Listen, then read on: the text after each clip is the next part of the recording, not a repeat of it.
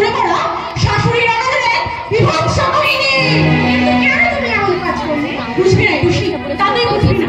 শুধু এইটুকু জেনে না, পণ প্রথার আগুন যখন একবার জ্বলেছে, সেই আগুন শুধু পুত্রবধূরাই জ্বলবে না, শাশুড়ির আদরে তোমার দাও দাও করে জ্বলবে।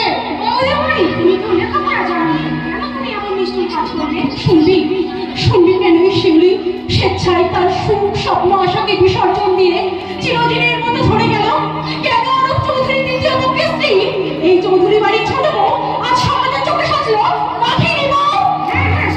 তাহলে আপনারা চলুন সেই 3 বছর আগে সুখ দুঃখ ভরা শান্তির সংসারে।